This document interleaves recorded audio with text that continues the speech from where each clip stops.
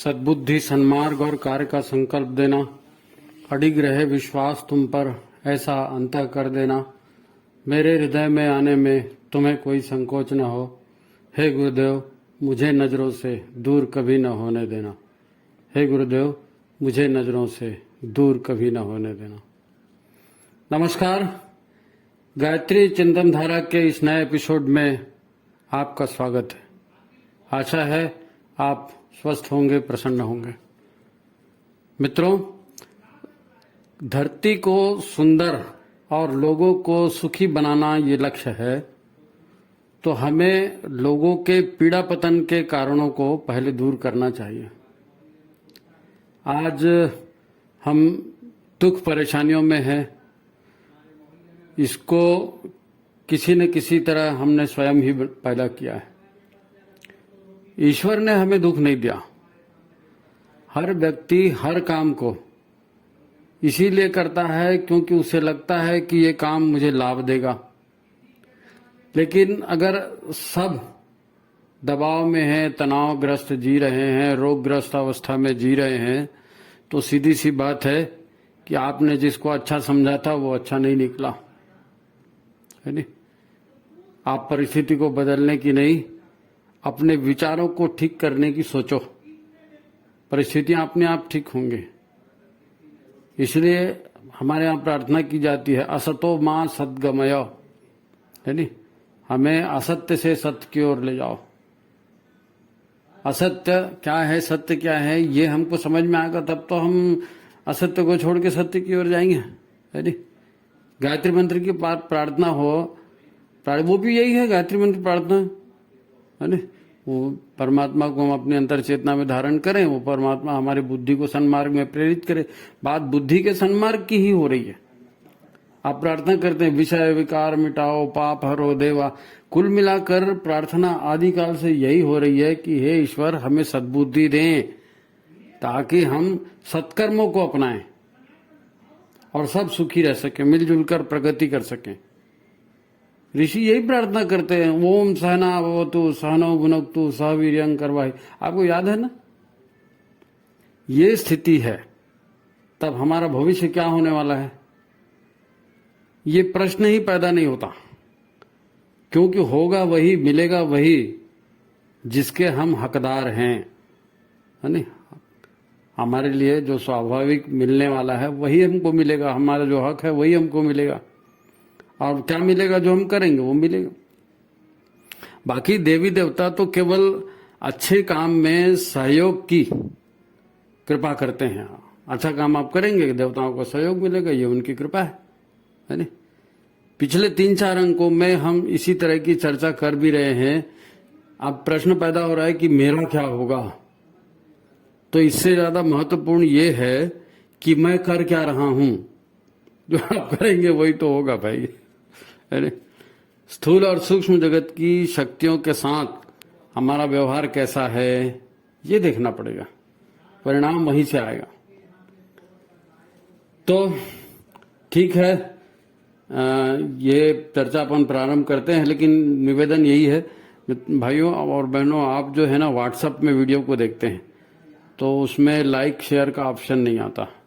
जब आप व्हाट्सएप में वीडियो देखते हो उसके ऊपर उंगली से ऐसे टच करो, है नहीं, तो यूट्यूब का मार्का आपको दिखेगा।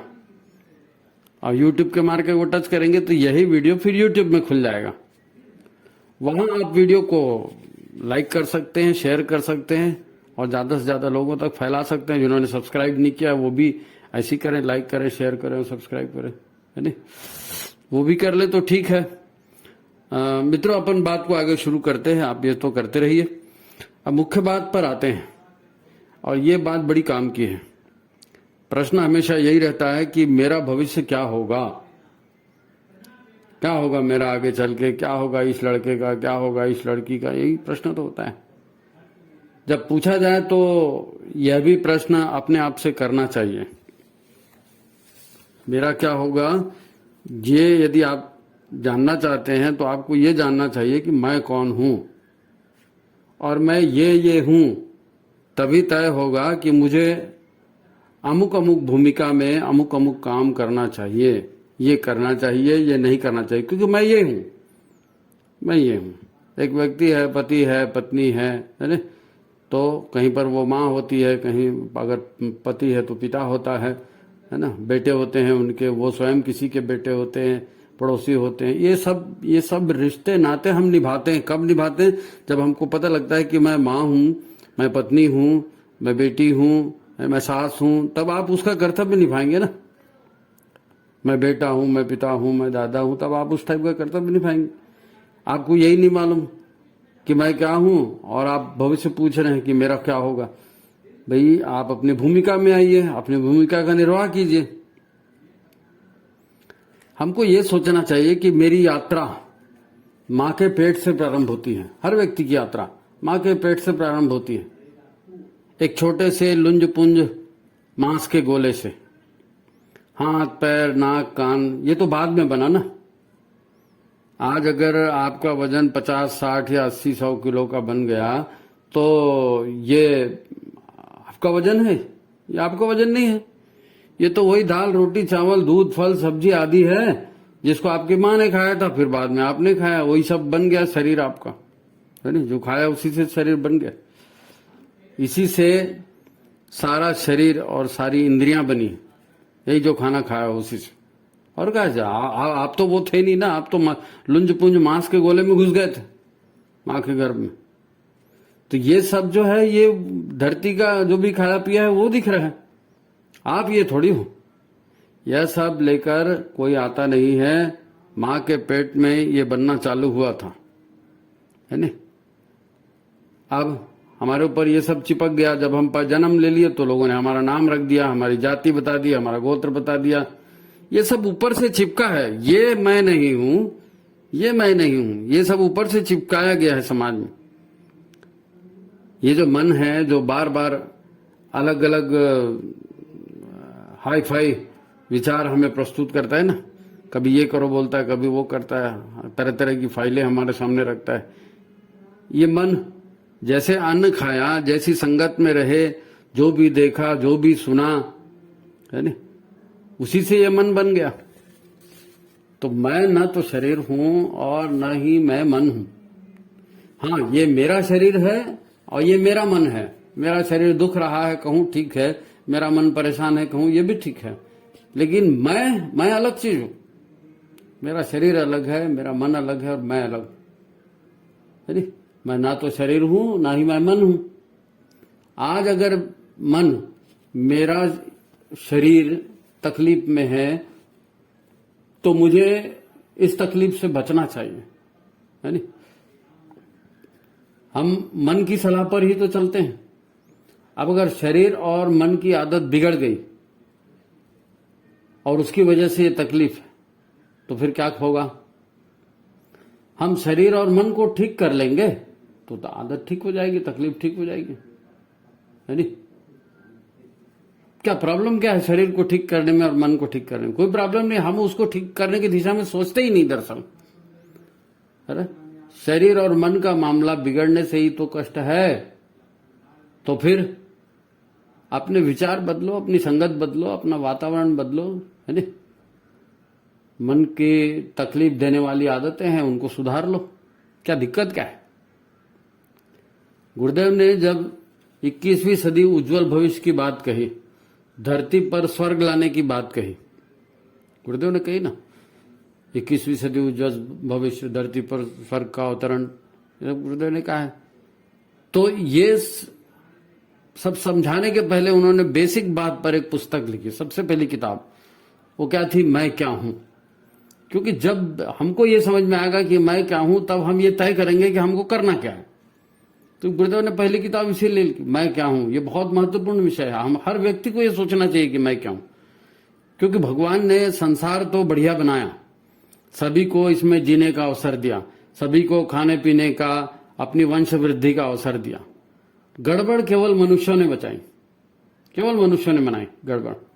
सभी पशु अपने अपने हिसाब से, प्रकृति ने उनको जो काम दिया वो कर रहे हैं, लेकिन मनुष्य को थोड़ा फ्रीडम दे दिया ना, दिमाग दे दिया, फ्रीडम दे दिया मनुष्य को। तो मनुष्य ने फिर स्वार्थ और लोभ और इसी चक्कर में अपनी राक्षसी सोच को अपनाया है नी? मनुष्य के इसी राक्षसी व्यवहार से तो सारी समस्याएं पैदा हुई। अब हमारा मन यही कहता है कि यही ठीक है, तो यही मिल रहा है, यही सब कर रहे हैं, यही मिलेगा फिर। तो अब लड़ने झगड़ने से, रोने धोने से क्या हो जाएगा? किया तो सारा सब आपका अपना है। नहीं साहब उसने ऐसा कर दिया, उसने बिगाड़ दिया, वरना सब ठीक चल रहा था।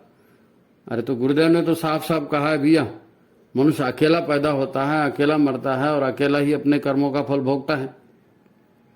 अब आपकी आगे मर्जी, गुरु जी की बात मानते हो, गुरु जी के हिसाब से चलते हो तो ठीक है, नहीं तो आपकी मर्जी, आप करो ना, आपको क्या करना है करो, आप जो होता है फिर देखो, भुगतो उसको। दरअसल बात समझने की है, पहले मैं, फिर मेरे परिवारजन, फिर मेरे मित्रगण, फिर मेरा समाज। इन्हीं की भलाई के लिए तो हर व्यक्ति मर रहा है, खप रहा है। मैं ठीक रहूं, मेरा परिवार ठीक रहे, मेरा समाज ठीक रहे, और कोई टारगेट है? और कोई नहीं। इसीलिए तो गुरुदेव ने भी कहा ना, व्यक्ति निर्माण, परिवार निर्माण और समाज निर्माण। अब ये कैसे होगा? तो हमको अपने आप के बारे में सोचना पड़ेगा, मैं क्या हूं, मैं क्या हूं, ये सोचना पड़ेगा। समझदारी, ईमानदारी, जिम्मेदारी और बहादुरी का जो सूत्र गुरुदेव ने बताया, ये 4 व्यवहार आपको करने चाहिए, 4 आपके कर्तव्य, समझदारी, ईमानदारी, जिम्मेदारी, बहादुरी। अपने आप को बदलना, अपना सुधार संसार की सबसे बड़ी सेवा है। यही सारी तो गुरुदेव की शिक्षा है। नहीं साहब हम तो अपनी मर्जी से चलेंगे, तो चलो, कोई दूसरा क्या कर सकता है? अब सद्बुद्धि सत्कर्मों की बात आप अपने ढंग से परिभाषित करते हैं, है नहीं? आप अपने ढंग से सद्बुद्धि और सत्कर्मों की बात को परिभाषित करते हैं। यज्ञ वज्ञ से, यज्ञ भावना से आपको कोई लेना देना नहीं, तो फिर परिणाम को रो मत, जो हो रहा है उसको भुगतो, फिर क्यों डरते हो? नहीं साहब पता नहीं भविष्य में क्या होगा। अरे भाई जो करोगे वही तो होगा। आप सोच कर देखो, कोई जादू मंत्र थोड़ी कर रहा है भाई। गुरुदेव ने कहा हम ईश्वर को सर्वव्यापी न्यायकारी मानकर उसके अनुशासन को अपने जीवन में उतारेंगे। शरीर को भगवान का मंदिर समझकर आत्म संयम और नियमितता द्वारा आरोग्य की रक्षा करेंगे। अब आपके आरोग्य की रक्षा गुरुदेव करेंगे? आपको खुद करना है। उन्होंने तरीके बताए हैं। हम क्या सोचते हैं, क्या करते हैं? जी हम तो स्वतंत्र हैं, हम तो वयस्क हैं, हम तो पढ़े लिखे हैं, हम अपना बुरा भला खुद समझते हैं, कानून हमें अधिकार देता है, क्या खाएं, क्या पिएं, कैसे रहें। कोई अगर अपने पैसे से मजा मौज करता है तो दूसरे को जलन क्यों होनी चाहिए? तुम भी करो ना भाई अपनी मर्जी का। ये सब बोलते रहते हैं। दिक्कत यही है, अपने ऊपर हम अपनी मर्जी चलाते हैं तो भी ठीक था, पर हम तो अपनी मर्जी परिवार पर भी चलाते हैं, अपनी मर्जी समाज पर भी चलाते हैं, हर जगह अपनी मर्जी चलाते हैं। और बड़े अजीब तर्क हैं, बड़े अजीब तर्क देते हैं कि भाई प्यार में और जंग में सब कुछ चलता है। व्हाट इज दिस सब कुछ? सब कुछ चलता है माने क्या होगा? प्यार में और जंग में, और फिर बोलते हैं प्यार तो भगवान है। उल्टी सीधी बातें, उल्टे सीधे तर्क, उल्टे सीधे आजमाइश करते रहते हैं, फिर कहते हैं ये हो गया, वो हो गया, हे भगवान बचा लो। है यही बात सारे धर्मों पर लागू होती है। जो मेरे धर्म को नहीं मानता वो काफिर है, उसका कत्ल भी वाजिबे कत्ल है। अच्छा, दुश्मन का माल, उसकी स्त्रियां, सब माले गनीमत है, आप इसको लूट सकते हो, चाहे जैसा उपयोग कर सकते हो। ये सारे तर्क पता नहीं कहां कहां से लोग गढ़ के ले आते हैं। हर किसी का अपना धर्म है और हर कोई अपने ही धर्म को अच्छा बोलेगा और दूसरे को मार डालो बोलेगा, तो कैसे चलेगा भाई? समाज कैसे चलेगा? है? समाज, व्यापार, धर्म, प्रकृति, शिक्षा, है ना, जीवन का हर क्षेत्र में मैं, मेरा मन, मेरी मर्जी, मेरी मुर्गी की एक टांग, तो ठीक है फंसाए रहो टांग अपनी, फिर दर्द होता है तो चिल्लाओ मत। परिणाम को रोते क्यों? दूसरे को दोष क्यों देते हो? किसी ने आपको बदला और आप बदल गए। कई लोग कहते हैं हम ये सब विज्ञापन होता है, सरकार ये कहती है, सब तो ये कहते हैं इसलिए हम ये कहते हैं। अरे तो लोग आपकी इच्छा को बदल रहे हैं, आपकी बातों को बदल रहे हैं, आपके सामने झूठ पेश कर रहे हैं, तो आप क्यों बदल रहे भाई? अब विज्ञापन तो आप आज हर चीज का होता है, तो सत्य आपको कौन बताएगा? सत्य कौन खोजेगा? कोर्स की किताबों में विज्ञापनबाजी होती है। शाकाहार मांसाहार पर नहीं मालूम कितनी सारी बातें हैं, मनुष्य पर नहीं मालूम कितनी सारी बातें पढ़ाई जाती है बाकायदा कोर्स में, सिलेबस में। तो कौन खोजेगा सत्य क्या है? ये आपका काम है, आपको ढूंढना पड़ेगा सत्य, क्योंकि जिंदगी आपकी है, भुगतना आपको है। परिवार समाज यानी हर जगह सभी अपना अपना उल्लू सीधा करते हैं, तो आपको सावधान रहना चाहिए। अब आप शरीर विज्ञान पढ़ोगे कि अर्थशास्त्र पढ़ोगे कि राजनीति पढ़ोगे, क्या क्या पढ़ोगे? है इतना टाइम आपके पास? हैं? किस किस के मास्टर बनोगे? सब पढ़ डालोगे, सबका अध्ययन कर डालोगे। इसीलिए तो ऋषियों ने समाज को 4 वर्णों में बांटा था, 4 ग्रुप में बांटा था। और ये जो समझदारी की बातें सिखाने वाले थे, ये ब्राह्मण वर्ग कहलाए। ब्राह्मण वो थे जो जीवन भर अध्ययन अध्यापन करते रहते थे और समाज को शिक्षित करते थे, समाज का मार्गदर्शन करते थे।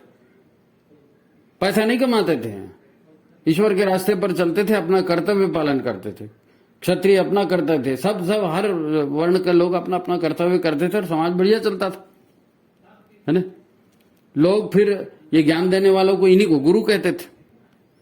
और इनके स्कूल होते थे, प्राइवेट निजी स्कूल। अंग्रेज आए तो यहाँ भारत में उन्होंने लिखा 7 लाख से ऊपर गुरुकुल चलते थे। 7 लाख गुरुकुल किसको बोलते हैं? यानी हर कोई ब्राह्मण जो था, जो विद्याध्ययन करता था, अपना अपना गुरुकुल चलाता था। लोग उनके यहाँ पढ़ते थे, विद्याध्ययन करते थे, और अपने जीवन को सफल बनाते थे। तभी तो गुरु परंपरा हमारे यहाँ चलती थी। फिर अब ये मामला बिगड़ गया, है ना। फिर गुरु भी आ गए, चमक दमक में आ गए, पैसा कौड़ी कमाने के लत्ते में आ गए। तो कलयुग में फिर मामला अलग हो गया। तो कहावत भी बन गई कि पानी पियो छान के और गुरु बनाओ जान के, यानी चाहे जिसको गुरु मत बना लो। जैसे पानी को छान के पिया जाता है, पानी जीवन के लिए जरूरी, तो अच्छा पानी छान के पीते थे पहले, है ना। अभी भी तो लगाते ना, फिल्टर लगाते हो, वो लगाते हो। तो जैसे पानी को छान के पीते हो, वैसे मार्गदर्शक गुरु, उसको भी छान के बनाओ, आप जान के बनाओ। गुरु की परीक्षा ले लो आप, कोई दिक्कत नहीं। खैर, जब आपने युग ऋषि वेदमूर्ति तपोनिष्ठ को गुरु बना लिया है, तो फिर उसके निर्देशों पर जियो। तभी तो गुरु बनाने का मतलब है। इतना महान गुरु बनाया है, उनके निर्देशों पर जीना है। उन्होंने तो भविष्य को उज्जवल बनाने का सूत्र पहले ही दे दिया भाई। आप पूछते मेरा भविष्य क्या होगा? अरे क्या का क्या मतलब? तुमको अपने गुरु पर भरोसा करके उनके निर्देशों पर जीना है। जब वो संकल्प दे रहे हैं कि ईश्वर के अनुशासन को जीवन में उतारने की बात कर रहे हैं, तो बता भी तो रहे हैं कि ईश्वर का अनुशासन जीवन में कैसे उतारेंगे, कैसा साधना क्रम करना पड़ेगा, कैसा जाप करना पड़ेगा, कैसे आहार विहार रखना पड़ेगा, सब तो बता रहे हैं। तो वैसे वैसे करना चाहिए आपको। फिर भी आपको प्रॉब्लम होती है, फिर भी आपको प्रॉब्लम होती है। आप कहते हैं हमने गुरु बना लिया, हम तो इतने साल से शिष्य हैं, इतने डोनेशन किया, इतना ये किया, इतना भाषण दिया, हम फलाने पोस्ट पर हैं, ढिकाने पोस्ट पर। फिर आपको तकलीफ क्यों है भाई? फिर आपको तकलीफ क्यों? यहां 2 बातें हैं। पहली संभावना ज्यादा प्रबल है कि आप गुरु के निर्देशों पर जीते ही नहीं हैं। गुरु ने बात लिख दी और आप लाउड स्पीकर लगाकर तोते की तरह उन्हीं को आप रेक रहे हो, बोल रहे, सब जगह भाषण देते घूम रहे, है नहीं? तो क्या होगा उससे? अरे भाई आप तकलीफ में हैं, तो तकलीफ गुरुदेव ने बताया ना, तकलीफ कष्ट 3 तरह के होते हैं। दैहिक कष्ट, भौतिक कष्ट और दैविक कष्ट। दैहिक, भौतिक, दैविक 3 तरह के कष्ट आपको बताया ना गुरुदेव ने। अब आप दैहिक कष्टों में मरे जा रहे हो। दैहिक कष्ट माने यही लाइफस्टाइल डिसीज जिसको कहते हैं, मतलब कॉन्स्टिपेशन है, पाइल्स है, अल्सर है, BP, sugar, arthritis, brain stroke, ये सारी तकलीफें ये लाइफस्टाइल डिसीज है, ये जीवन शैली की बीमारियां हैं। दैहिक कष्ट ये भगवान ने नहीं दिए, ये आपने अपने शरीर के मिसमैनेजमेंट से अपने शरीर में ये कष्ट स्वयं पैदा कर लिए। अब गुरुदेव कह रहे हैं कि शरीर को भगवान का मंदिर समझ के आरोग्य की रक्षा करेंगे, और आप कह रहे हो मनमानी। तो मनमानी यही तो लाइफस्टाइल, आपने लाइफस्टाइल लेने का मनमानी खाना पीना, मनमानी ढंग से रहना, उसी से तो ये तकलीफ बना है। और इसका मतलब साफ है कि आपने शरीर को भगवान का मंदिर समझकर आरोग्य की रक्षा नहीं की, आपने गुरु का कहा नहीं माना, इसीलिए तकलीफ। अब गुरु की इसमें क्या गलती? गुरु तो कहते हैं प्राणायाम से आधिवादी निवारण भी हो सकता है, मतलब दैवी कष्टों पर भी आप विजय प्राप्त कर सकते हो प्राणायाम करके। गायत्री स्वतः पाप नाशनी है। गुरु और क्या देंगे आपको? आप क्या चाहते हो भाई? गुरु क्या देंगे आपको? सारा मार्गदर्शन दे रहे हैं, सारा तत्व ज्ञान उन्होंने बता दिया, सारी स्टाइल आपको बता दी, आपको दीक्षा दे दी। आप कहते हो बाहर की हवा लग गई है, किसी ने टोना कर दिया, अब कर दिया तो मरो, बाहर की हवा लग गई भुगतो फिर अब है। गुरु का आप गुरु की ओर देखते नहीं, गुरु की स्टाइल से जीते नहीं, गुरु का कहा मानते नहीं। गुरु ने आपको वो शक्ति दी है कि आप शरीर बल, मनोबल, आत्मबल सब बढ़ा सकते हैं। आपका मनोबल बढ़ेगा, आपको आत्मबल बढ़ेगा तो कौन सी भूत प्रेत आपको लगेगा भाई? कैसे लगेगा? कैसे लग जाएगा? आप अपने प्रभाव में 4 लोगों को और ला सकते हो। यहां तो आप भूत प्रेत जैसे अशरीरी के भी प्रभाव में आ गए। मनोबल ब्रह्मबल, गायत्री से तो ब्रह्मबल बढ़ता है। आप शरीर बल, मनोबल, आत्मबल बढ़ाने कुछ भी आप ये सारी साधनाएं कर सकते हो। आप तो केवल शब्दों को रटे जाते हो और करते धरते कुछ नहीं। आखिर गुरु बनाने का मतलब क्या है आपका? गुरु बनाने का मतलब क्या है? सब लोग गुरु बना रहे थे, आपने भी सोचा चलो प्रसाद बट रहा है फ्री का ले लेते हैं, धोती पहननी पड़ेगी, पीला हवन ववन कर देंगे, थोड़ा डोनेशन दे देंगे, काम हो जाएगा, यही सोचे थे क्या? गुरुदेव ने भी प्रश्न किया, गुरुदेव से लोगों ने प्रश्न किया था। गुरुदेव से किसी ने पूछा, आप तो सभी को दीक्षा दे रहे हो, गायत्री की दीक्षा सबको कैसे दे सकते हैं? ये तो गायत्री विद्या का अपमान है। लोग गुरुदेव से भी बोलते थे, आप सबको दीक्षा कैसे देते हो? उत्तर धुरा सभी को दीक्षा बांटे जा रहे हैं, और जहां भी जो भी कार्यकर्ता किसी को दीक्षा देगा तो आपके नाम से ही देगा, आप ही गुरु रहोगे। बोले हाँ। वो बोले बात ऐसी नहीं है, बात ऐसी दीक्षा नहीं है। गुरु जब दीक्षा देते हैं तो दीक्षा देते हैं मतलब क्या करते हैं? व्यक्ति पर कृपा करते हैं, उसे एक अवसर देते हैं साधना करके अपनी पात्रता बढ़ाने का। गुरु मंत्र देते हैं ना, गुरु साधना के उपाय बताते हैं कि नोट मांगते हैं? नहीं साहब, हलवा खिलाओ, खीर खिलाओ, 5 स्टार होटल में ठहराओ, ऐसा बोलते हैं क्या गुरु?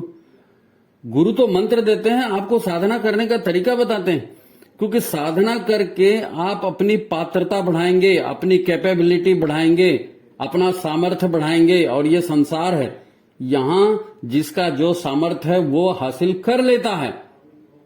अब आपने अपना सामर्थ्य बढ़ाया नहीं, आपने अपनी पात्रता बढ़ाई नहीं, आप गुरु के मार्गदर्शन पर चले नहीं। दीक्षा तो उन्होंने दे दिया, वो सबको बांट रहे थे, आपने भी ले लिया, वो तो उनकी कृपा थी, उनकी कृपा मिल गई, लेकिन आपने उस कृपा का किया क्या? अब जैसे जैसे आप अपने 5 कोशों पर काम करेंगे, है नहीं, 5 कोशों पर काम करेंगे, आप अपने आप को समझो तो सही, मैं क्या हूं। जब आप देखेंगे, गायत्री का अध्ययन करेंगे, तो गायत्री के अध्ययन में सबसे पहले प्रार्थना आती है कि उस प्राण स्वरूप, दुख नाशक, सुख स्वरूप श्रेष्ठ परमात्मा को अपने अंतःकरण में धारण करें, वो परमात्मा हमारी बुद्धि को सन्मार्ग में प्रेरित करे। तो बेसिक बात है, उसके तौर तरीके हैं, उसके अनुष्ठान है नहीं। तो उसको जब आप करने जाएंगे, आपका मन नहीं लगेगा, आपको ध्यान नहीं लगेगा, आपको अड़चन आएगी, तो फिर गुरुदेव ने उसके लिए फिर पंचकोशी साधना बताई कि आप समझो मैं क्या हूं, मैं क्या हूं, मैं शरीर भी नहीं हूं, मैं मन भी नहीं हूं, मैं क्या हूं। जन्मदिन तक में ये बातें बताएंगे कि 5 तत्वों से बना ये शरीर है, 5 तत्वों का आप ठीक से रखो, पृथ्वी, जल, वायु, अग्नि, आकाश, इनका सदुपयोग करो।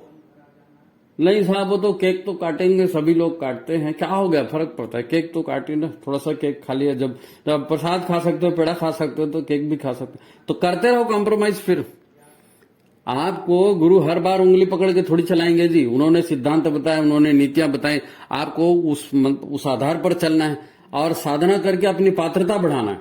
बिना पात्रता बढ़े किसी को कुछ नहीं मिलता। गुरुदेव के इतने शिष्य हुए, क्या सबको सब कुछ मिल गया? नहीं, सबको सब कुछ नहीं मिला। जिसकी जो पात्रता थी वो स्वयं उसने हासिल कर लिया। अपने संस्कृत में कहावत है, स्वयमेव मृगेंद्रता, है नी? मृगेंद्र कहते हैं सिंह को। तो सिंह जंगल का राजा होता है, तो कोई उसका राज्याभिषेक करता है क्या? सिंह का कोई राज्याभिषेक नहीं करता। सिंह में ताकत होती है और एक दहाड़ लगाता है और सारा जंगल सिहर जाता है। तो ये उसकी पात्रता है, ये उसकी क्षमता है, जो उसकी क्षमता है वो उसको मिल रहा है। आप इतनी सारी पशु योनियों से आकर के मनुष्य योनि में आए, आपका सौभाग्य था कि आपको गुरु मिल गए, आपका सौभाग्य था आपको गुरु मंत्र मिल गया। तो अब आप तो रटते हुए घूम रहे हैं। वो कहानी है ना, बैलिया आएगा, जाल बिछाएगा, दाना डालेगा, मगर हम उसमें नहीं फंसेंगे। और गाना गाते गाते उसी में फंस रहे हैं, ताली बजा रहे हैं, फिर हाथ आधा ही कर रहे हैं, कह रहे हम तो फंस गए। आप गाना गा रहे हो कि हम नहीं फंसेंगे और खुद ही फंस रहे हो, तो गुरु कहाँ कहाँ जाके क्या क्या करेगा भाई? गुरु क्या क्या करेगा? गुरु ने आपको बताया सद्बुद्धि, गुरु ने आपको बताया सत्कर्म, गुरु ने आपको उसको हासिल करने की, स्वभाव बदलने की, हर चीज बदलने की बात भी किया। और आपको कहा कि संसार की सेवा बाद में करना। संसार की सबसे बड़ी सेवा ये है कि अपने आप को ठीक बनाओ, है नी? 5 कोशों पर काम करो और गुरु ने जो जीवन पद्धति बताई है उस जीवन पर आप जियो, है नी? तब तो आप कहलाओगे कि हाँ भाई आपने गुरु बनाया, आपने दीक्षा ली। गुरु बनाने का मतलब क्या है? गुरु के निर्देशों पर चलना है आपको। आज आप गुरु के निर्देशों पर चलेंगे तो सवाल ही पता नहीं होता कि हमारा क्या होगा, हमारा क्या होगा। भाई आपने मेडिकल कॉलेज में एडमिशन ले लिया, आप ढंग से पढ़ाई कर रहे हो तो डॉक्टर ही बन के निकलोगे ना। इंजीनियरिंग कॉलेज में एडमिशन ले लिया, ढंग से पढ़ाई कर रहे हो, ढंग से परीक्षा दे रहे हो तो इंजीनियर ही बन के निकलोगे ना। तो जब आपने गुरु से दीक्षा ली, गायत्री की दीक्षा ली, यज्ञ की दीक्षा ली और आप उस रास्ते पर चलोगे तो आप बनोगे वैसे मनुष्य, महान बनोगे। आत्मबल, ब्रह्म बल, मनोबल सब आपका बढ़ेगा। आप खाली गुरुदेव का मंत्र बोल दिया, ओए मैं तो गुरु का चेला हो गया, आपने कपड़े बदल दिए, आपने दान दक्षिणा, वो दिखावा, शोबाजी जो भी होता है समाज में आप देख रहे हो, सब आप भी वही करने लगे। तो जो समाज की गति है वही आपकी गति है, वही आपकी गति है। लड़ते रहो, शाकाहार क्या है, मांसाहार क्या है, पाप क्या है, पुण्य क्या है, और कर तो वही रहे हो, कर तो वही रहे हो जो दूसरे कर रहे हैं। आपने अपनी करनी नहीं बदली, आपने अपना चिंतन नहीं बदला, आपने विचार नहीं बदला, अब आपको भूत पकड़ लिया साहब, किसी ने टोटका कर दिया साहब, किसी ने कर दिया और आप आ गए उसके झांसे में। ऐसे कैसे आ गए? उसके पास जो ताकत है वही ताकत आपके पास है। आपके पास कौन सी ताकत है? शरीर बल है, मनोबल है, ब्रह्म बल है, आत्मबल है। तो आप शरीर बल आपके पास है नहीं, मनोबल आपका सॉलिड है नहीं, कभी कुछ बोलते हैं, कभी कुछ बोलते हैं, कभी कुछ करते हैं, और आपने साधना की नहीं तो ब्रह्म बल और कहां से आएगा? ब्रह्म बल कहां से आएगा? तो जिसका कोई नहीं होता उसको कोई भी पकड़ लेता है कहीं भी, है नहीं? जब आप ठीक से अपनी जीवनचर्या नहीं जिएंगे तो कभी भी सर्दी हो जाएगी, कभी भी बुखार हो जाएगा, कभी भी कॉन्स्टिपेशन हो जाएगा, कभी भी आपको कुछ भी तकलीफ हो सकती है। जैसे शरीर के साथ है वैसे जिंदगी के साथ। अरे भाई सबका अध्ययन नहीं कर सकते, इसीलिए तो योग्य मार्गदर्शक गुरु को बनाया जाता है। और जब गुरु बनाया जाता है तो उसका सीधा सीधा मतलब है कि करिष्ये वचनम तव।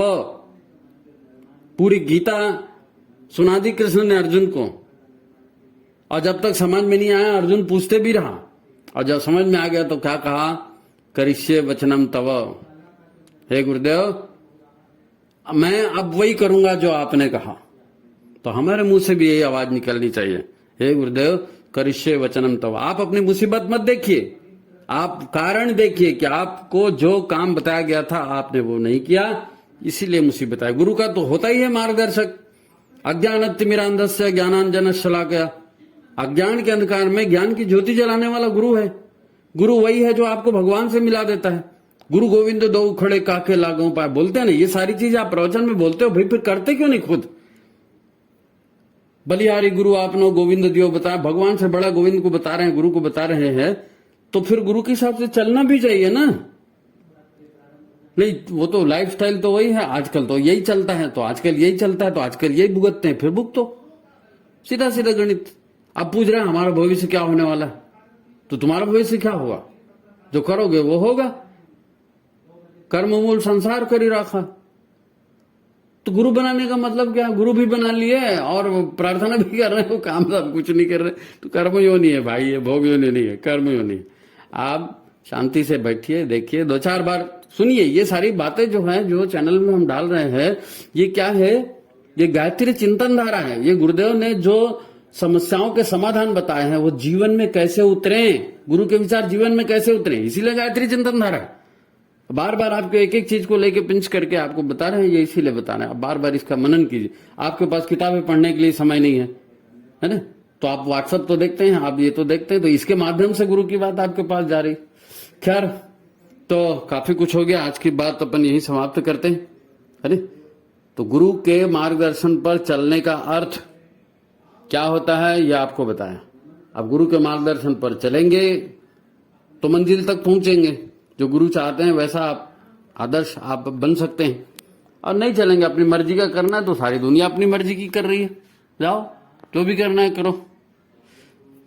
ठीक है, तो हे भगवान सबको सुदबुद्धि देना, विषय विकार में कहो मिटाओ पाप हरो देवा। प्रार्थना वही है, असतो मां सद्गमय तमसो मां ज्योतिर्गमय।